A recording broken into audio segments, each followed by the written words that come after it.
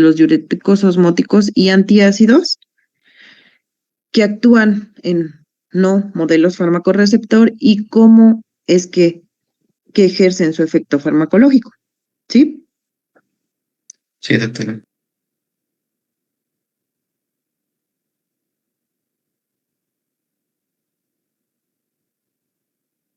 ¿Listo?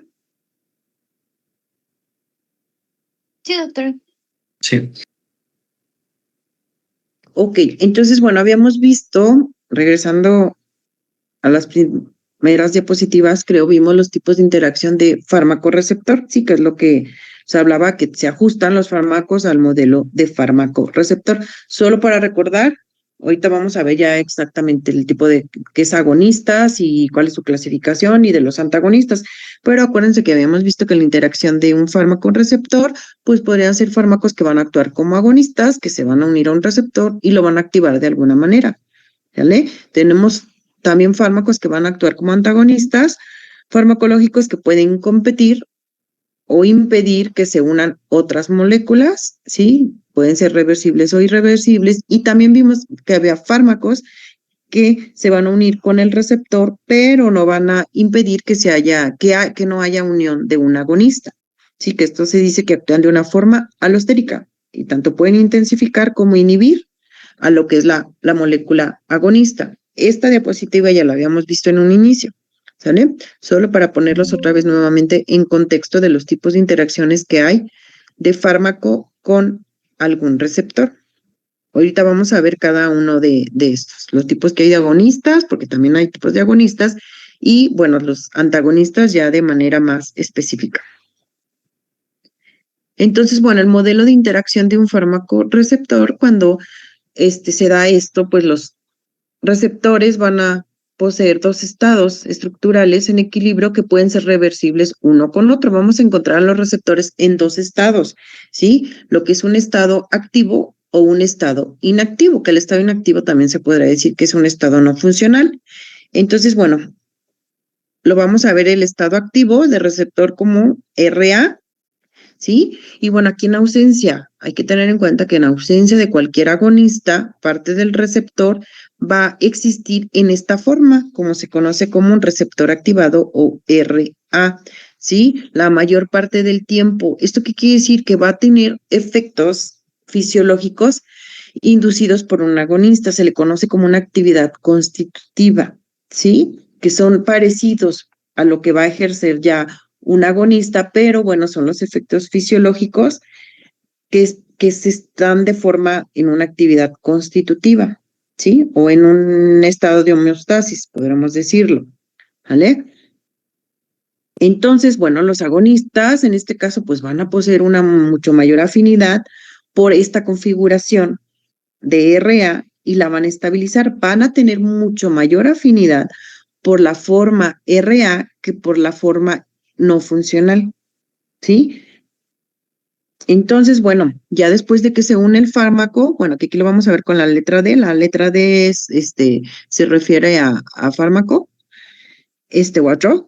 Entonces, ya en un elevado porcentaje de estos receptores se van a encontrar en la fracción ya de receptor activado con el fármaco y bueno, ya esto va a activar el receptor y se va a generar un efecto ya más intenso, un efecto total, un efecto ya farmacológico intenso o total, que de aquí viene lo que serían donde van a actuar los agonistas totales, que van a dar un efecto máxico o total, que ahorita vamos a ver la definición de los agonistas totales, ¿sí? Entonces, bueno, ya llega el fármaco agonista, pues se va a unir al receptor y lo va a activar y se va a dar una actividad celular potenciada, ¿vale?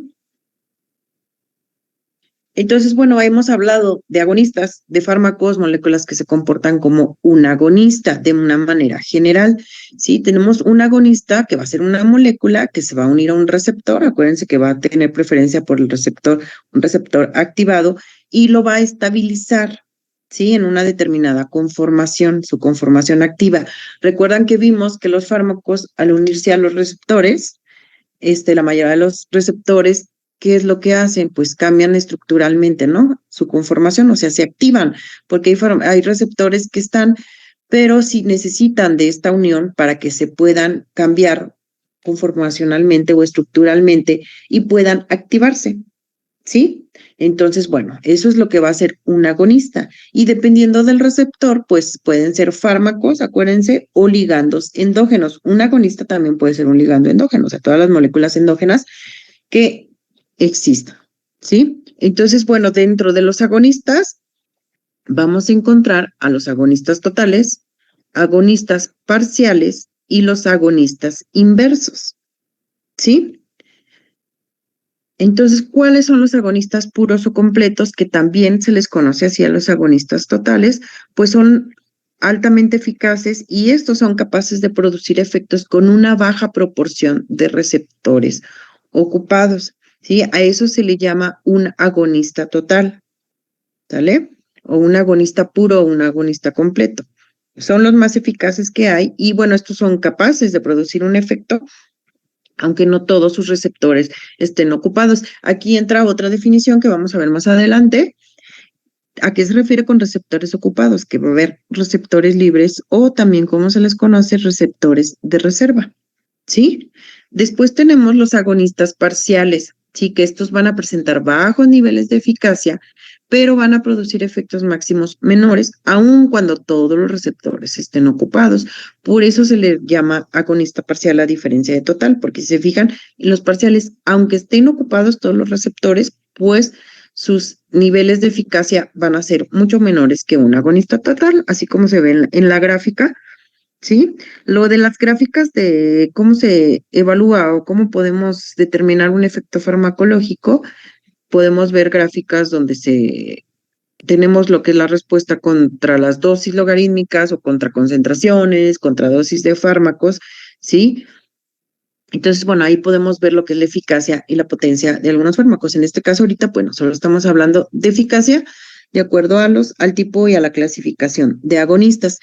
Por otro lado, tenemos un agonista inverso, ¿sí? Que este va a tener mucho mayor afinidad por lo que es el receptor I o receptor inactivo. ¿Se acuerdan en la diapositiva anterior que vimos que había un receptor activo o un receptor no funcional o inactivo?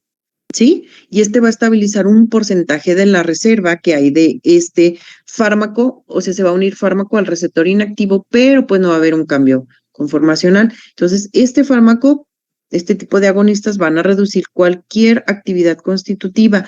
¿Qué es lo que va a pasar? Que se van a dar efectos opuestos a los agonistas. Acuérdense que no tiene nada que ver un efecto opuesto de un agonista que un antagonista, ¿eh? Son cosas muy diferentes, ¿sí? Ejemplo de un agonista inverso, porque a lo mejor les queda la duda de qué podría ser un agonista inverso. Vimos el ejemplo de lo que eran los receptores del ácido aminogababutírico, si los recuerdan, que es el conducto de cloro, ¿sí? En este caso, el ácido aminogababutírico, o conocido como GABA, ¿cuál es su principal función? Inhibir a las células posinápticas, ¿sí? En este caso vimos el ejemplo de los fármacos benzodiazepinas, que está clasificado como un agonista convencional. ¿Qué es lo que va a hacer? Producir inhibición similar a la de GABA. Sí va a tener, digamos que la misma potencia que va a ocasionar, ¿para qué van a ocasionar las benzodiazepinas? Van a potenciar, ¿verdad? El efecto de GABA y ¿qué van a ocasionar? La sedación. ¿Se acuerdan que las benzodiazepinas se unían en el mismo sitio de unión que GABA? ¿Sale? Por otro lado, un agonista inverso, en este caso, a nivel de este receptor, lo que ocasionaría sería todo lo contrario, que sería ansiedad y agitación, ¿sí? Así es como actuaría un agonista inverso.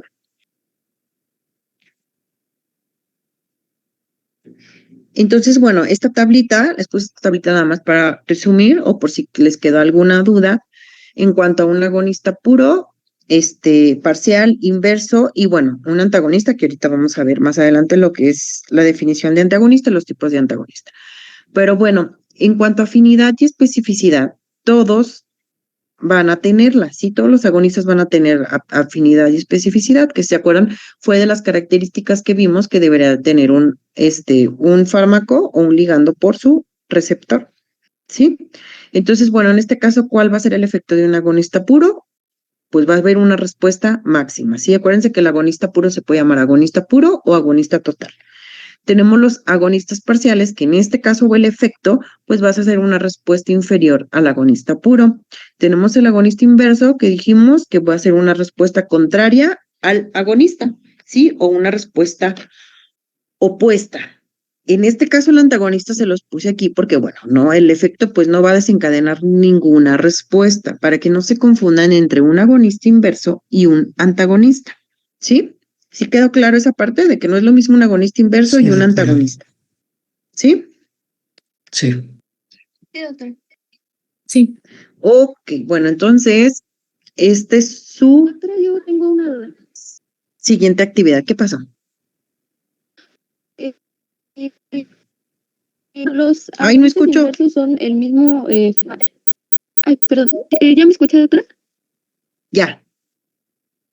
Ah, Ya. mi pregunta era si los agonistas inversos es el mismo fármaco que el agonista completo, como, bueno, las benzodiazepinas es el mismo, pero el organismo lo percibe como diferente y por eso da ese efecto contrario o son diferentes fármacos. No, son diferentes fármacos, porque las benzodiazepinas es un tipo de agonista, pero el agonista inverso no les di un ejemplo de un nombre de algún fármaco, ¿sí? Porque acuérdense que las benzodiazepinas, ¿para qué se utilizan? ¿Para qué vimos que se utilizaban? Para sedar. ¿Sí se acuerdan del receptor de GABA, verdad? Que ese receptor de GABA tenía su sitio de unión específico para GABA y tenía otros, por ejemplo, su sitio de unión para inhibidores o para antagonistas, ¿sí? Tenía sus sitios alostéricos. En este caso, las benzodiazepinas son un agonista, es un agonista convencional, un agonista, ¿sí? Que va a producir lo mismo que GABA, porque acuérdense que los medicamentos que se utilizan como agonistas es porque van a ejercer un efecto similar a una molécula endógena, en este caso la benzodiazepina, pues se va a unir al sitio de GABA. ¿Para qué? Para potenciar lo que es el efecto de GABA, ¿sí? Para que haya más sedación. Entonces, un agonista inverso, en este caso, sería un fármaco que ocasionaría lo opuesto que la benzodiazepina. O sea, si la benzodiazepina está ocasionando sedación, pues un agonista inverso lo que ocasionaría sería ansiedad y agitación, que es lo contrario al efecto de la sedación. ¿Sí? Ah, sí, doctora, gracias. ¿Sí? ¿Sí te quedó claro o no? Sí, sí Ay, me quedó claro, gracias, doctora. ok. Mm, déjenme ver, porque quería entrar alguien, pero ya.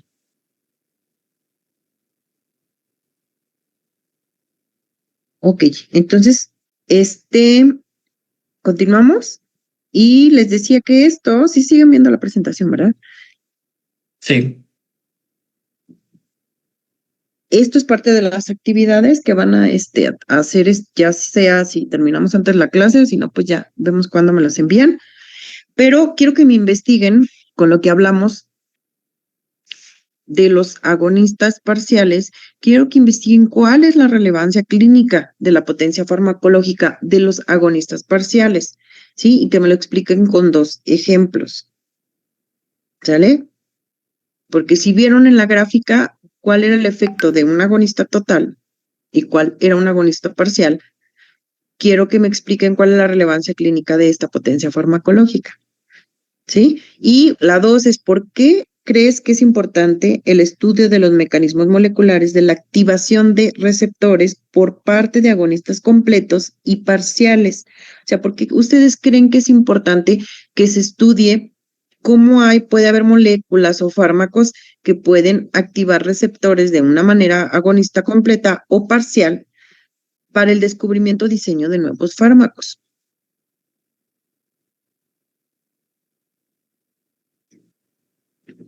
¿Sí? ¿Sí les quedó claro lo que van a investigar? Sí, doctora. Sí,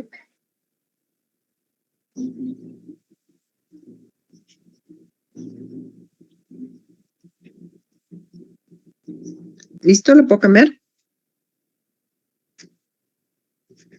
sí.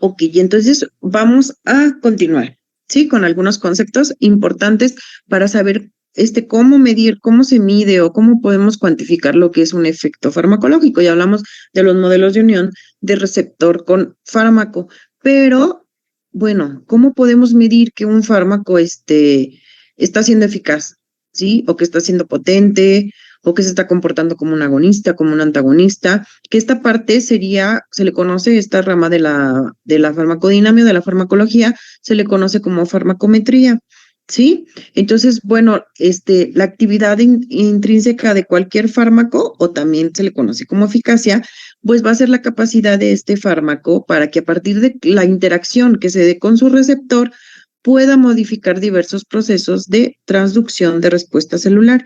Y bueno, después de modificar estos procesos, pues generar una respuesta biológica. Sí, eso es lo que se le conoce como una actividad intrínseca o también la eficacia de un fármaco. ¿Sale? Entonces, ¿cómo podemos medir nosotros el efecto farmacológico? ¿Sí? Existen dos parámetros que se van a poder graficar o visualizar de acuerdo a unas gráficas que ahorita, bueno, nosotros no les voy a mostrar gráficas, pero ya cuando lleguen a toxicometría lo van a ver más detalladamente, pero bueno, de aquí se pueden deducir dos parámetros o calcular. Lo que es la potencia, que lo van a ver con las siglas de CE50, que la potencia de un fármaco va a ser la concentración a la que ese fármaco va a provocar el 50% de su respuesta máxima, ¿sí? Entonces, un fármaco que tiene una DE50 menor, pues se va a decir que es más potente, ¿vale? Y bueno, por otro lado tenemos la eficacia o, como la vamos a ver con las siglas de Emax, que esta va a ser la respuesta máxima que produce el fármaco, ¿sí? Y aquí el estado en el que la señalización mediada por receptores es máxima y en consecuencia no se va a producir una respuesta mayor al añadir más fármacos. Se va a llegar a un efecto máximo, ¿sí? Se va a llegar a una respuesta máxima del fármaco y aunque se le sigan agregando más dosis y más dosis del fármaco, ya no se puede llegar a una respuesta mayor.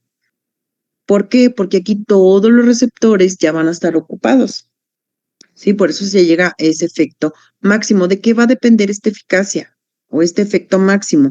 Del número de complejos que van a estar formados por la unión fármaco-receptor y pues por la eficiencia del receptor.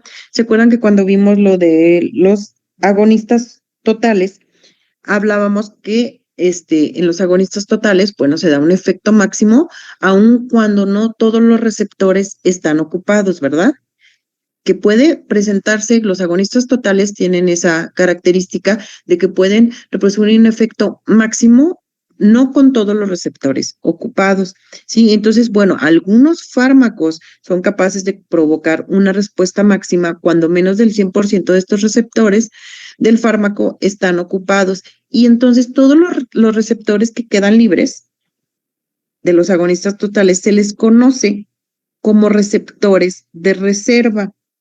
¿Sí? Y quiero que ustedes me investiguen dos mecanismos moleculares que van a dar pie al fenómeno de los receptores libres.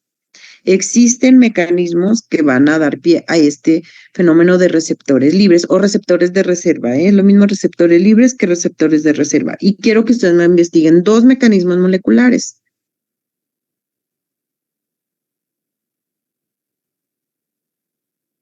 No crean que les estoy dejando muchas actividades, pero bueno, es que ya estaban así planeadas las sesiones y bueno, a lo mejor ahorita se les va a hacer como que les estoy dejando en una sola, pero bueno, no les había dejado nada más que la presentación, pero es que sí ya estaba planeado el desarrollo porque bueno, con estas investigaciones les van a quedar más claro estos conceptos y aparte van a ver las aplicaciones y la relevancia para sus estudios. Aparte pues ya son de maestría, ¿verdad? Supone que ustedes están en esta maestría porque les gusta investigar, ¿verdad?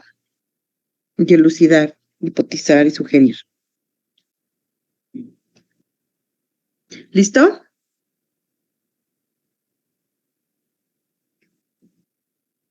Sí, doctora. Gracias. ¿Siguen ahí? Sí, doctora. Sí, doctora. Ahora sí que no sé si me están poniendo atención.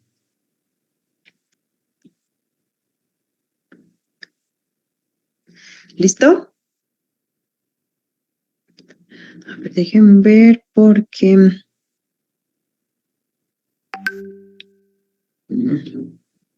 ¿Cuántos somos? 16, 15, ok.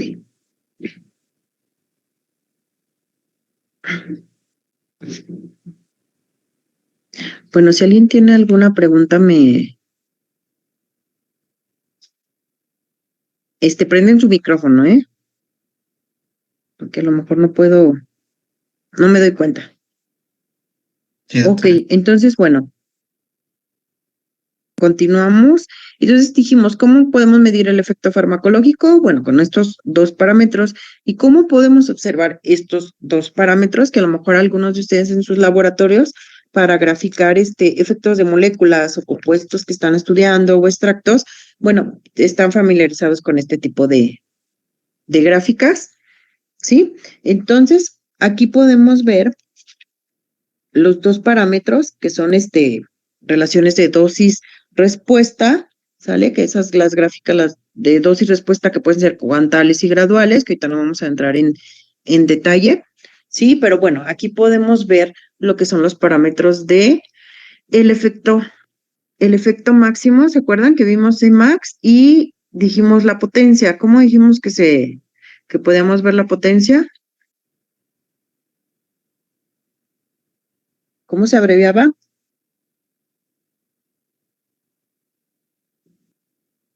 Chicos, CE50. CE50. S50.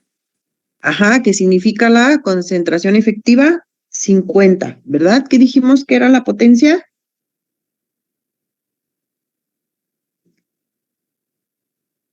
¿Qué dijimos que era?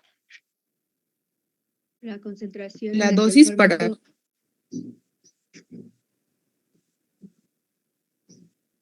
La concentración, por eso es concentración efectiva 50, la concentración a la que ese fármaco va a provocar el 50% de su respuesta máxima.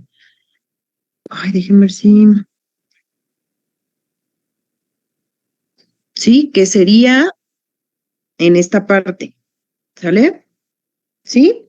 Así es como podemos ver estos parámetros. Acuérdense que es la concentración a la que este fármaco provoca el 50% de su respuesta máxima. Así que aquí tendríamos la concentración efectiva, 50. ¿Vale? Por otro lado, tenemos la eficacia o la Emax, que en este caso, ¿qué es? ¿Cuál es la definición? La Chicos, respuesta máxima que produce el fármaco. exactamente, va a ser la respuesta máxima. Si se fijan, aquí llega la la curva, llega el efecto máximo o la respuesta máxima, y si se fijan aquí ya no puede subir más, sí, o sea, es el efecto máximo. Aquí ya, aunque se siga agregando más fármaco, más compuesto, más extracto, no puede subir más el efecto máximo, la curva no va a subir, ¿sí? Acá, por ejemplo, en esta gráfica de abajo, tenemos el ejemplo de dos compuestos o dos fármacos, ¿sí? Si se fijan, tenemos una gráfica azul y una gráfica roja, ¿sí? Que en este caso, la potencia es igual del rojo y del azul. Ya va.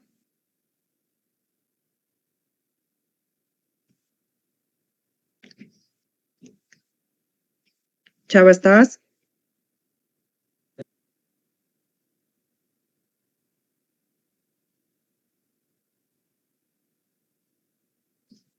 Eric.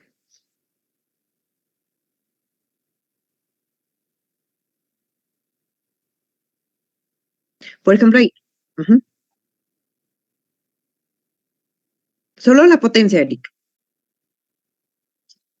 Ajá. Entonces ahí, ¿cuál es más potente? ¿El rojo o el azul?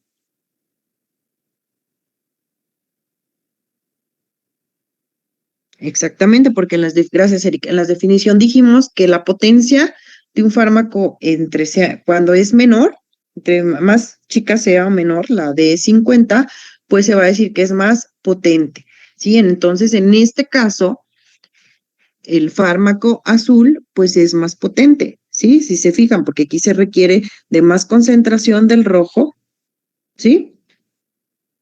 Y en el caso de la eficacia tenemos el azul y el rojo. Dani, ¿cuál es más eficaz, el azul o el rojo?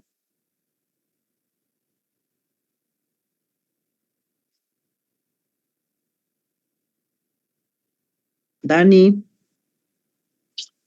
¿tampoco está? Sí, ¿Cuál es más ambas eficaz? ambas poseen la misma eficacia, ¿Por qué? porque las dos alcanzan el 100% del efecto. Porque las dos alcanzan el efecto máximo. Gracias. Ya les voy a empezar a preguntar, chicos? Y, a ver, déjenme ver. Ok, gracias, Dani. Ok, entonces, bueno, tenemos estas dos gráficas. Aquí tenemos el ejemplo de, en la eficacia de la meperidina y la pentazocina, ¿sí? Que los dos saben qué tipo de fármacos son estos. ¿Alguien los conoce? Bueno, los tres que están ahí. Meperidina, la pentazocina y la morfina son analgésicos opioides, sí, que se utilizan para el dolor, sí, pero algunos se utilizan para dolor crónico, otro para dolor moderado o severo, sí, pero si se fijan, aquí se grafica lo que es la eficacia y la potencia. En el lado izquierdo tenemos lo que es la eficacia, en este caso de la meperidina, y bueno, este nombre es el nombre comercial del Demerol, y la pentazocina o el nombre comercial de Darwin. Si se fijan, aquí, ¿cuál de los dos fármacos, alguna de las Fernandas, es más eficaz? ¿Alguien que me quiera contestar de ellas?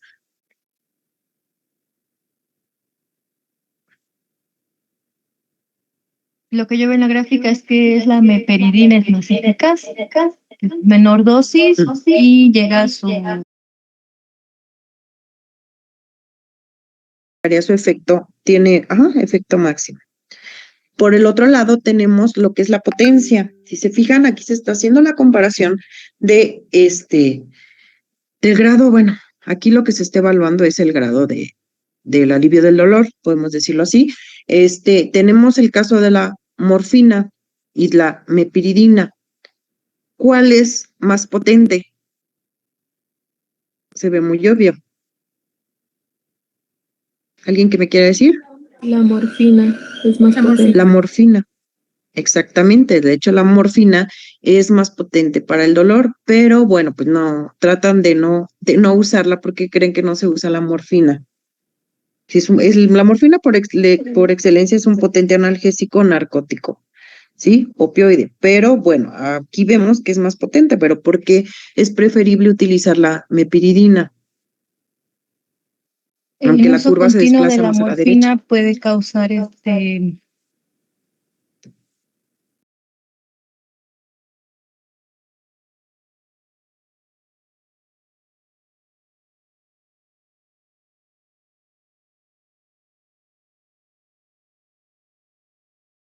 De evitar su uso principalmente por eso, por la adicción, entre otras efectos, ¿sí? Secundarios. Pero si se fijan, bueno, pues es más potente que la meperidina, pero pues se sigue utilizando la meperidina, ¿sí? Ya la meperidina, de hecho, se guarda cuando hay otros analgésicos ya no funcionan, porque la meperidina como podemos ver ahí, pues tiene efectos analgésicos muy similares a la morfina, ¿sí? Y es menos adictivo. Entonces, bueno, aquí vemos una gráfica de agonistas, vemos curvas dosis-respuesta, que de aquí en adelante van a estar viendo lo que son curvas dosis-respuesta. En este caso corresponden a fármacos agonistas, ¿sí? Aquí, por ejemplo, tenemos dos agonistas, tenemos el agonista A y tenemos el agonista B, que en este caso, pues los dos agonistas, si se fijan, son de igual potencia, pero pues son de diferente eficacia, ¿sí? En este caso, ¿cuál podemos decir que es más eficaz? ¿El agonista A o el agonista B?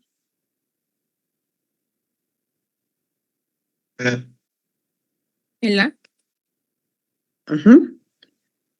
Llega a su efecto máximo, el A, y si se fijan, el A, pues corresponde a lo que es un agonista completo. ¿Se acuerdan que dijimos que en los agonistas completos, ¿qué quiere decir? Que no todos los receptores necesariamente están ocupados y pues se alcanza un efecto máximo, ¿sí? Y bueno, tenemos lo que es un agonista parcial, ¿sí? Entonces esto sería que podemos ver la diferencia entre un agonista completo o un agonista total, que acuérdense que van a ser los que van a alcanzar el efecto máximo y no necesariamente tienen que estar ocupados todos los receptores. Y bueno, aquí tenemos lo que es un agonista parcial, ¿sale? Y bueno, del otro lado, del lado derecho, tenemos lo que serían curvas dosis respuesta igual, pero de dos agonistas. En este caso, si se fijan, tanto el agonista A como el agonista C tienen similar eficacia, ¿sí? O Emax, pero de distinta potencia. En este caso, ¿cuál es más potente, el A o el C?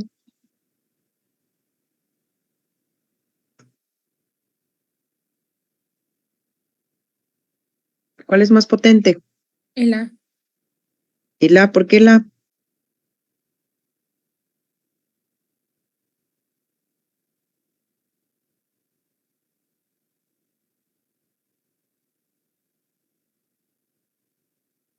Porque es más potente el A. Sí, porque se requiere de menor dosis, si se fijan, de entre el A y el C, ¿sí? Su concentración molar es de 10 a la menos 9 y del C, pues de 10 a la menos 7. Entonces, dijimos que cuando la concentración efectiva 50 era mucho menor, pues se dice que el fármaco es más potente. ¿Sí les queda a todos claro esto entre potencia y eficacia? ¿Cuál es la diferencia entre un fármaco más potente y más eficaz? Sí, doctora.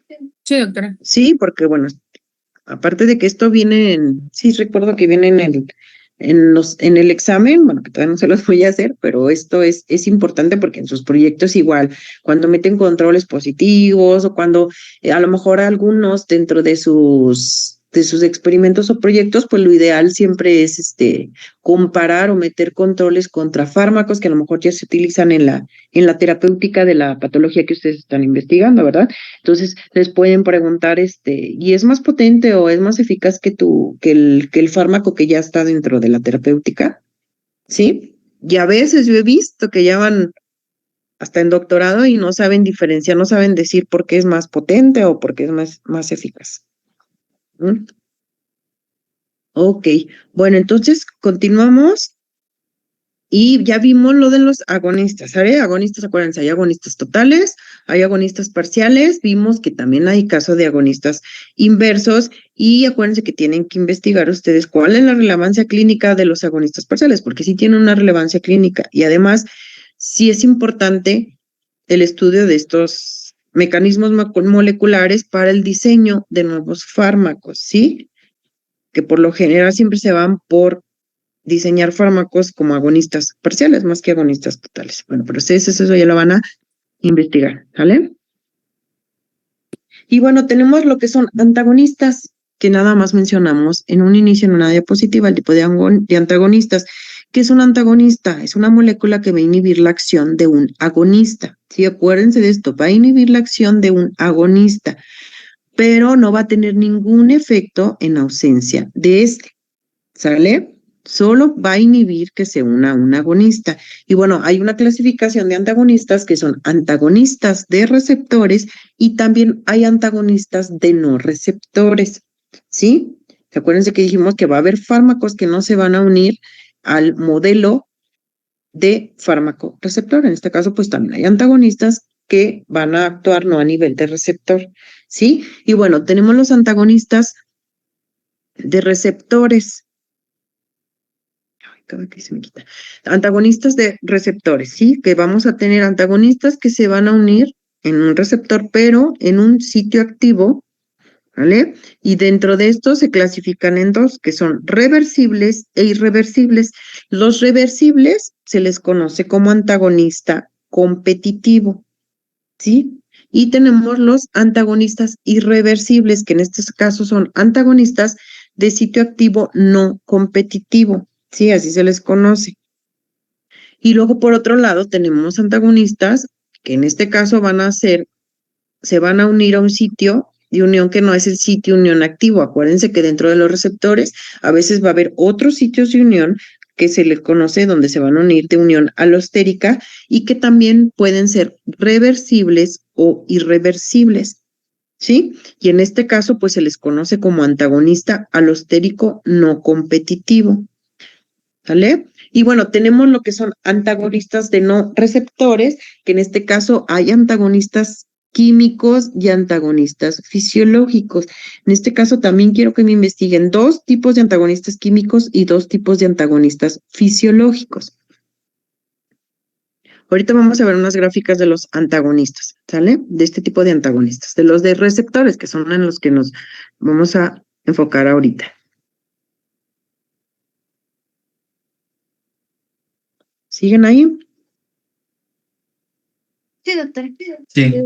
Sí, Ok, entonces, bueno, tenemos las gráficas de antagonistas competitivos o antagonistas no competitivos, ¿sale? En este caso, bueno, tenemos un antagonista competitivo que en este caso decimos que son reversibles. ¿Por qué? Porque en su presencia se requieren concentraciones más altas de agonista para producir un efecto determinado. Si se fijan aquí en esta gráfica tenemos lo que es el efecto de un agonista solo. Sí, que en este caso podemos decir que es un agonista total, ¿verdad? Que se llega al efecto máximo. Pero, ¿qué es lo que pasa cuando se administra un agonista y un antagonista competitivo? Si se fijan, esta curva se va a desplazar hacia la derecha y si se fijan, se va a disminuir su efecto, ¿sí? Entonces, bueno, en este caso, las concentraciones elevadas de agonista pueden contrarrestar la inhibición de un antagonista competitivo. ¿Sí? ¿Por qué? Porque acuérdense que este antagonista competitivo es reversible. ¿Qué quiere decir? Que si se administran más concentraciones de agonista, pues va a hacer que se liberen del receptor, ¿sí? Porque son reversibles, ¿sí? Y por otro lado, tenemos el antagonista irreversible o no competitivo, que estos se unen mediante enlaces covalentes, que son enlaces más fuertes. ¿Qué quiere decir esto? Que aquí, aunque se sigan administrando o se siga poniendo más agonista, no va a lograr que se reduzca el efecto máximo del, por ejemplo, en este caso del antagonista, ¿sí? Porque es irreversible, no va a romper ese enlace. ¿Vale? Entonces aquí vemos en la gráfica lo que sería el efecto del agonista solo y aquí de un antagonista, de un agonista y un antagonista no competitivo, perdón, ¿sí? Aquí en este caso, como dijimos, el sitio activo no se va a poder liberar ni con más concentraciones de agonista, aunque se eleven las concentraciones, ¿sí? Va a reducir el efecto máximo que podría alcanzar el agonista. Y si se fijan con un antagonista competitivo, pues sí se logra reducir el efecto de lo que es el antagonista competitivo, pero en este caso, del no competitivo, no se logra. En este caso tenemos el ejemplo del ácido acetil salicílico. El ácido acetil salicílico es un claro ejemplo de un antagonista no competitivo. ¿Alguien sabe por qué? ¿Cómo es que se da este mecanismo del ácido acetil salicílico? ¿O por qué pasa que no se puede revertir este efecto? En este caso, bueno, el ácido acetil salicílico, ¿qué es lo que va a provocar? ¿Cómo es que se da este antagonismo irreversible? Pues en este caso va a acetilar de una forma irreversible a la ciclooxigenasa. ¿Se acuerdan que ese es el mecanismo de acción del ácido acetil salicílico, de los salicilatos? Sí, que inhiben a las enzimas. Entonces, en este caso, pues el fármaco va a acetilar a la ciclooxigenasa, pero de manera irreversible, ¿sí? La enzima responsable de generar lo que son los tromboxanos, A2 específicamente en lo que son las plaquetas, ¿sale? Bueno, cuando hay ausencia de este tromboxano, pues se va a inhibir lo que es la agregación plaquetaria. Entonces, aquí en este caso, como el ácido acetil salicílico va a estar inhibiendo a esta enzima, esta ciclooxigenasa, de manera irreversible, pues las plaquetas ya no van a ser capaces de sintetizar nuevas moléculas de COX, ¿sí? Y bueno, aquí, por ejemplo, se sabe que los efectos de una sola dosis de lo que es el ácido acetil salicílico duran hasta 7 a 10 días. Sí, ese es el tiempo que se necesita. ¿Por qué? Porque es el tiempo necesario para que la médula ósea genere nuevas plaquetas. Y aun cuando el fármaco esté libre, se elimine del organismo pues con mucha mayor rapidez. Entonces, por eso en este caso el ácido acetil salicílico pues ejercería su mecanismo de acción mediante como un antagonista irreversible, sí, un antagonista y no competitivo. Por esa acetilación que se va a dar de la COX de manera irreversible, ¿sale? Por eso, aunque se le siga administrando más agonista, pues ya no se puede revertir el efecto, ¿sí? Porque el ácido acetil salicílico pues va a acetilar a esta enzima de manera irreversible. ¿Sale? Sí, doctora.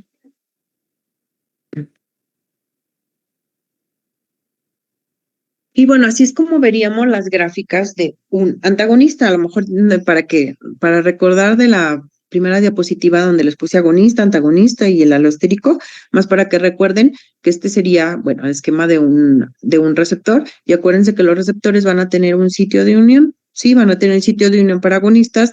Hay algunos como el GABA, por ejemplo, que tiene sitio de unión para agonistas, para inhibidores, para antagonistas, ¿sale? Entonces, en este caso, un antagonista competitivo, pues se supone que se va a unir, bueno, no se supone, perdón por la palabra, se va a unir al sitio de unión del agonista, sí, que sería lo que está marcado en azul, ¿sale? Entonces, si se empieza a administrar más agonista, pues en este caso sí se logra desplazar al antagonista, ¿sale? Entonces, por eso aquí sí se puede revertir lo que es el efecto. Y así es como lo veríamos. Al administrar mayores concentraciones, pues se va desplazando más hacia la derecha el efecto, ¿sale? Y se fijan, pues aquí en este caso, su potencia y su eficacia, pues sí, va cambiando conforme se van administrando más concentraciones, ¿sale? Luego tenemos el irreversible, ¿sí? O el antagonista no competitivo. Irreversible o el irreversible o no competitivo, quiere decir que aunque compitan, pues no se va a poder desplazar el antagonista por el agonista. Si se fijan las gráficas, como la curva, en este caso, pues se va disminuyendo el efecto máximo. Y aquí, aunque se administre más agonista, pues no se va a poder liberar del receptor. Luego hablamos de los alostéricos, no sé si se acordaban de los antagonistas alostéricos o de los fármacos que actúan como alostéricos.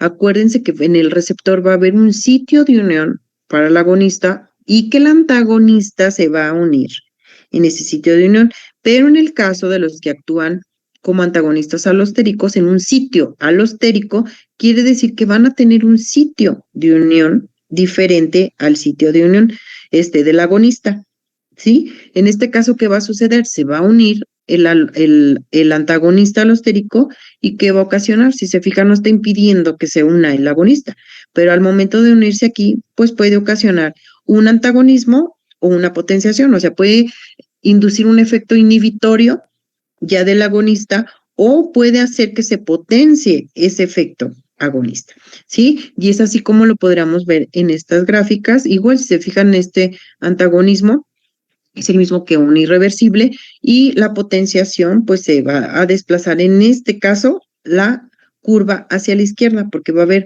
un efecto máximo, pero se va a alcanzar con menos fármacos, o sea, la potencia es mayor, ¿sí? ¿Os queda claro? Sí, doctora. Ay, espérenme un poquito, porque ya me duele mi garganta. Espérenme un poquito, ¿eh? Dejen tomar un poquito de agua.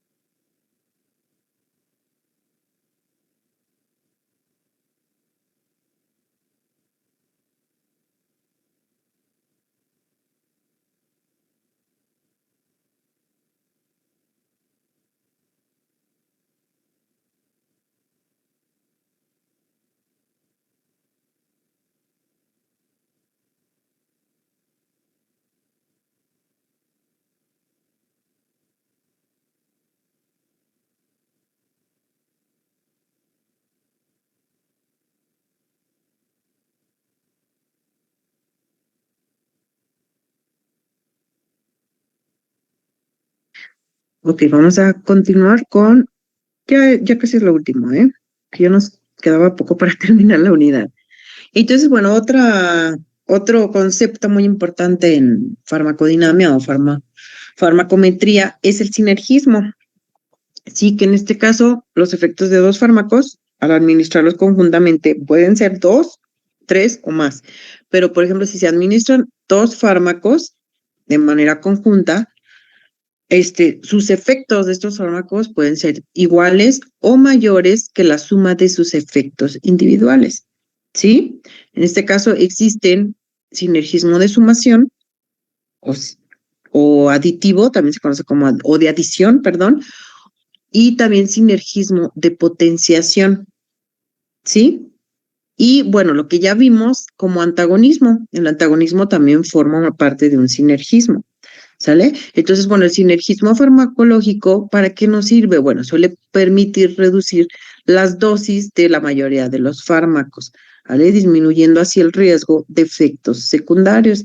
Yo creo que así han escuchado de muchos fármacos que se utilizan de manera conjunta para provocar precisamente un sinergismo, ya sea de sumación o potenciación, pero así poder disminuir lo que son riesgo de efectos secundarios. Por ejemplo, un caso muy que se utiliza mucho es el de los salicilatos, ¿sí?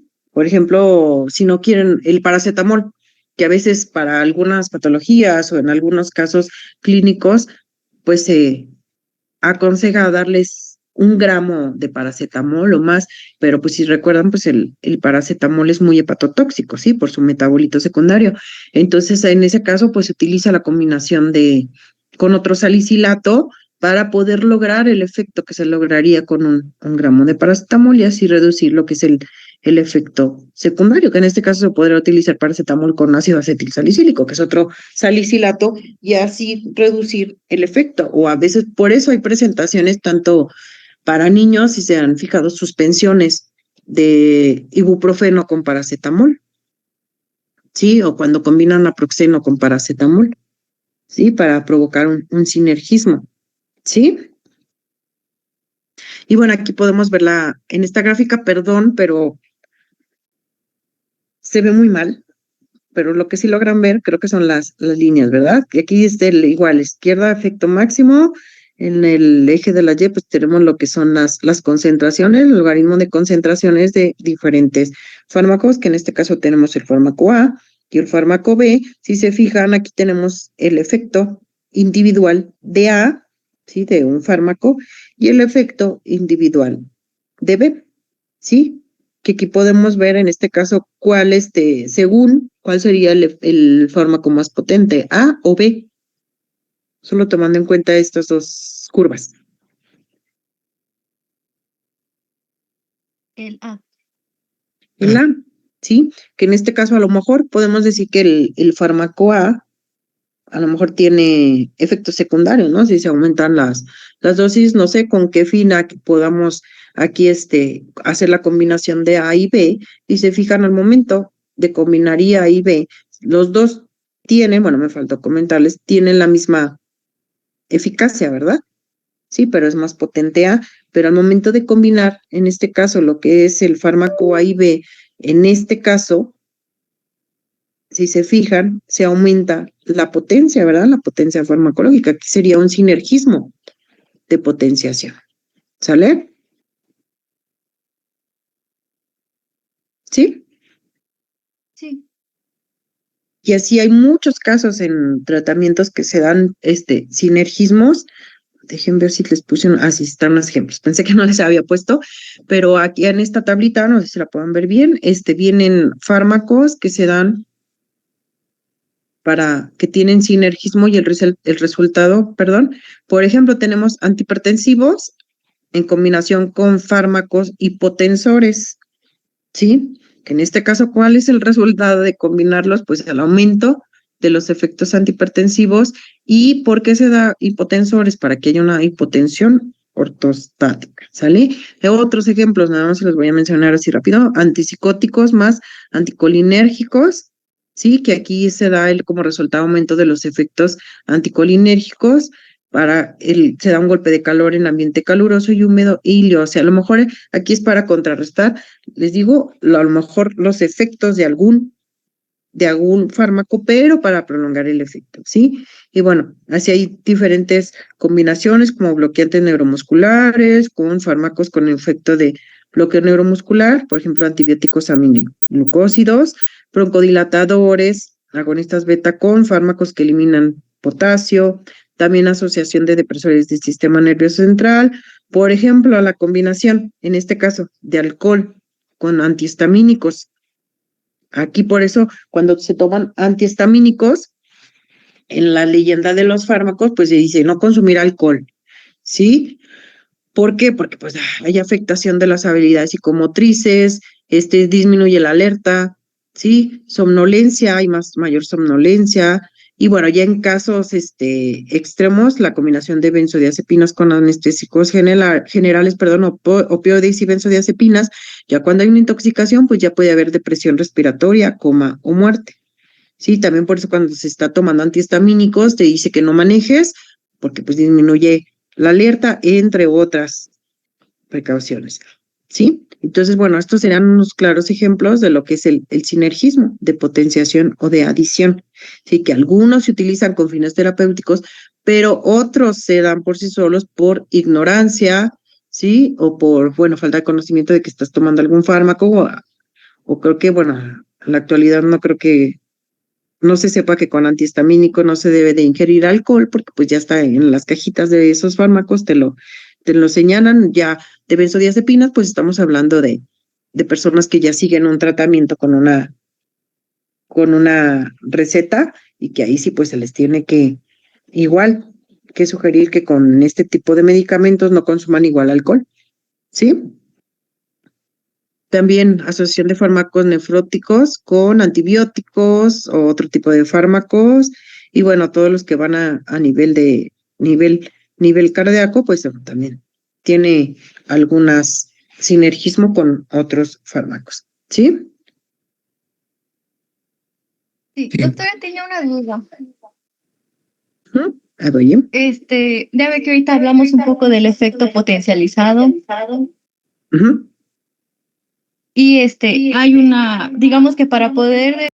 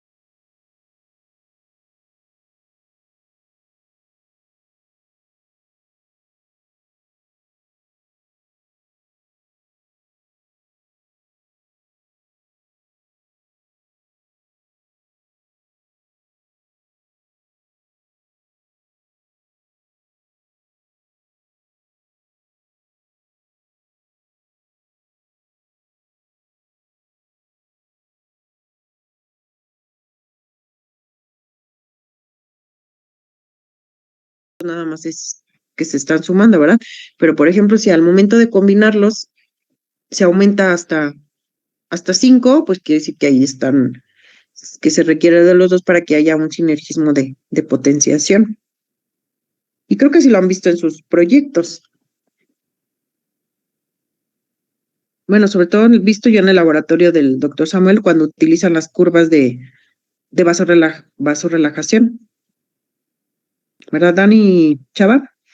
No sé si les ha pasado con sus Sí, compuestos o con los extractos, los compuestos, que se puede ver un efecto así, o que vieron que un compuesto sí tenía actividad vasorelajante y luego ya cuando agregaron otro o hicieron una combinación o del extracto ya no se vio el efecto o al contrario, se vio un efecto mucho mayor. a mí me pasó que cuando trabajaba con tráquea, algunos compuestos evitaban la relajación. En ese caso, Chava, ¿qué sería? Sería antagonismo. ¿Qué mecanismo? De antagonismo, exactamente. Ahí sería un sinergismo de antagonismo, porque ahí evitarían el efecto, que en este caso sería el de relajación. ¿Sí? Sí.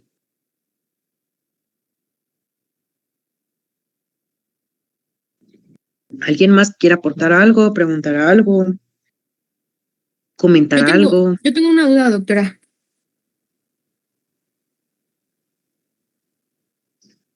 Yaneli, ¿verdad? Sí, por ejemplo, el Adelante. medicamento que normalmente prescriben, que es amoxicilina con ácido clavulánico, ¿es una potenciación? Porque creo que el ácido funciona como un anclaje, ¿no? Para las bacterias. A ver, alguien que me ayude con esta pregunta. ¿Para qué se utiliza el ácido clavulónico?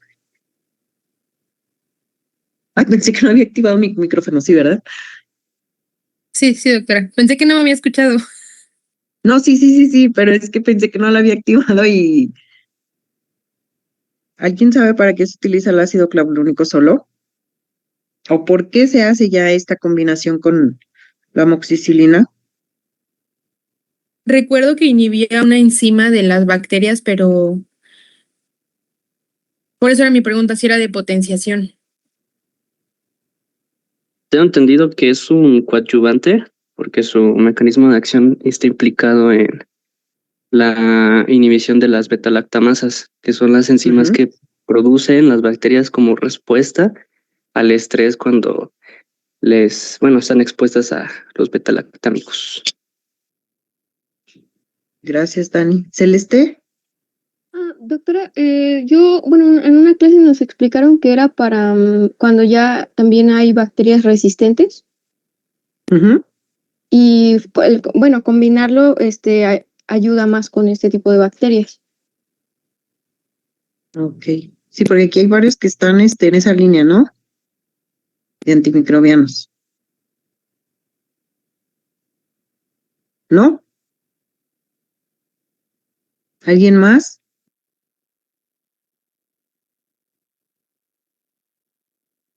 Porque existe la presentación sola de amoxicilina y la combinación. ¿Alguien más? Damaris, ¿sabes algo al respecto?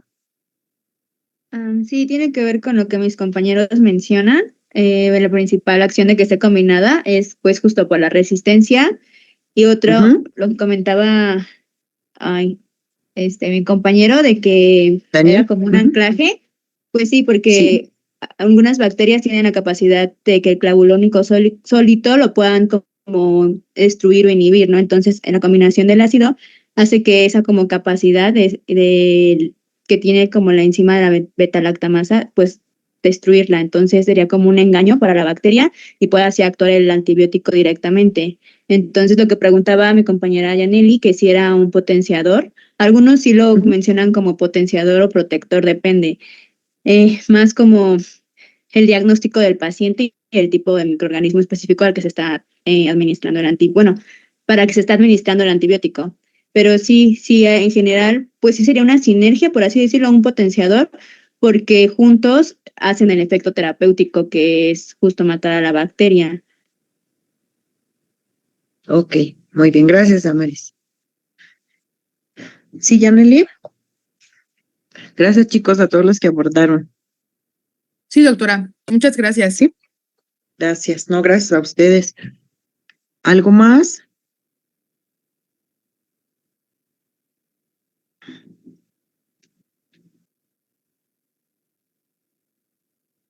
¿No?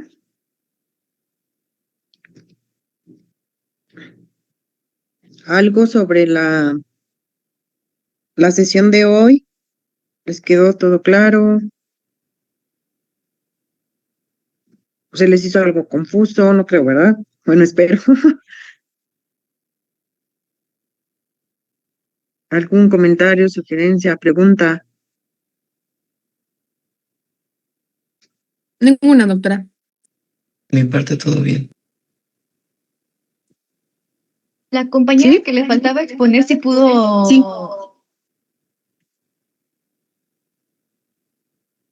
Ya, arreglar lo de su les audio o ya comparto. no va a participar. No sé, ajá, estaba esperando a ver si quedamos que al finalizar la sesión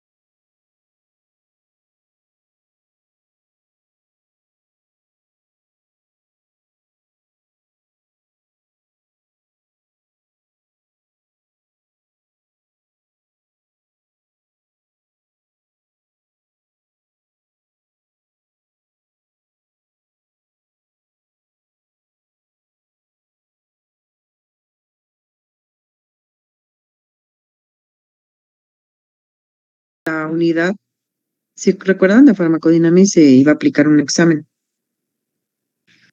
¿Sí? ¿Sí recuerdan eso? Sí. Pero bueno, en este caso, si vamos a continuar las clases en línea la próxima semana aún, pues decidimos, no yo sola, pero decidimos que se dieran para continuar, para avanzar, pues, para seguir avanzando en la unidad de aprendizaje, pues continuar con el siguiente módulo, ¿sí? Entonces mejor las otras 2 sesiones, pues que les den clase en línea, ¿les parece? Está bien, doctora, sí. Está bien. Y ya pues vamos viendo sobre la marcha. Y Lizzy, Le mandé una presentación a Yaneli. A ver, puedes darle una. porque creo que quedan como 10 minutos, ¿no? Sí, ok, muy bien. Sí, pero es rápido. Digo, Sí, está bien, no, tú tómate tu tiempo, ¿eh? ok. Creo que ya escucha mejor, ¿no? Sí. Sí, se escucha. Bueno, en mi caso voy a trabajar con una sal de Dapsona, que es el tosilato de Dapsona. Una compañera anteriormente ya expuso este mecanismo de la Dapsona, ya que pues la sal no va a cambiar mucho el mecanismo, más bien va a cambiar pues el cómo se va a tratar en el cuerpo humano. Así que pues, bueno, igual les doy como una explicación un poco sintetizada de lo que yo ya había planeado. En este caso, el mecanismo de la acción de la Dapsona un, en una situación normal, pues en las bacterias, el PABA, o bueno, la molécula PABA, va a sintetizar lo que es el DHPS, que es el dihidroperato sintasa, que pues va a ser una enzima que va a convertir a PABA en una vía para sintetizar lo que es el ácido fólico bacteriano, y de esta manera hace que las bacterias puedan reproducirse. En el caso de usar la Dapsona, esta va a actuar en vez del PABA, ya que estos son unos análogos. Estos, pues, la Dapsona, pues, va a simular ser PABA, lo que las bacterias lo van a confundir. Y bueno, la Dapsona, al unirse con el DHPS, va a bloquear lo que es la síntesis del ácido fólico, y de la misma manera, pues, no va a haber algo que se llama THF. En este momento no me acuerdo lo que eran sus siglas, pero bueno, al final no se van a poder formar los nucleótidos ni los aminoácidos esenciales, como lo son la glicina y la metionina, y de esta manera la bacteria pues no va a poder crecer. Y bueno, si le da la siguiente diapositiva, por favor. Gracias. En este caso también, pues la Dapsona tiene un mecanismo de acción para lo que es tratar el acné. Esto pues se dan lo que son con los neutrófilos. Estos pues los neutrófilos activados va a dar lo que son las especies reactivas de oxígeno, que se abrevian como ROS, y las enzimas como mieloperoxidasa, que aquí lo abrevié como MPO. Aquí, como Diana, yo propuse la mieloperoxidasa, y pues bueno, la Dapsona va a inhibir lo que es la actividad enzimática y la función celular. Esto pues no se va a poder unir a un receptor y pues va a bloquear va a disminuir con lo que es la producción del acné. Esto de una manera tópica, ya no consumida por vía oral. Y bueno, fue la manera en la que pude sintetizar lo que ya se había platicado con nuestra compañera anteriormente en clase. Y bueno, la profesora me dijo que les platicara un poco de mi proyecto, que bueno, esencialmente pues va a ser el uso de las sales farmacéuticas, en este caso pues el tosilato de